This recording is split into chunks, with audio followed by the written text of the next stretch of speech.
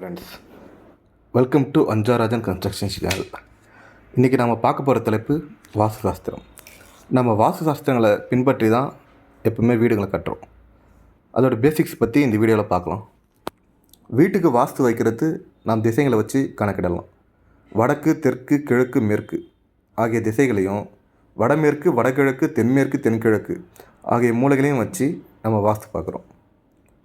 வடகிழக்கு ஈசானிய மூலைன்னும் சாமி மூலைன்னு கூப்பிடுவோம்.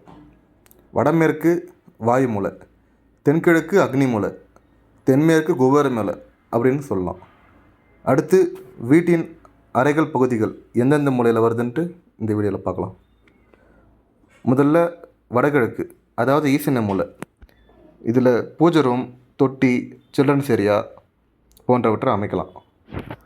அடுத்து வடமேற்கு, அதாவது வாயு மூலை. இதில் பாத்ரூம், படிக்கட்டு, ஓப்பன் ஸ்பேஸ் ஏரியா ஆகியவற்றை இதில் அமைக்கலாம். அடுத்து தென்மேற்கு குபேர மூலை. இதில் படுக்கை அறை அமைக்கிறதுக்கு சிறந்த இடம்.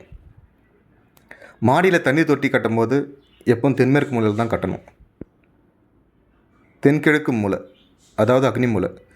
இது சமையல் அறை, எலக்ட்ரிக்கல் ரூம், படிக்கட்டு ஆகியவற்றை கட்டுறதுக்கு இது ஏற்ற இடம்.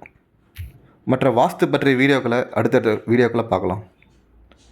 மேலும் கன்ஸ்ட்ரக்ஷன் பற்றிய பயனுள்ள தகவல்களுக்கு எங்கள் சேனலை பின்பற்றவும். இந்த வீடியோவை உங்கள் நண்பர்கள், உறவினர்களுக்கு பகிரவும். அடுத்த வீடியோவில் சந்திப்போம். வணக்கம்.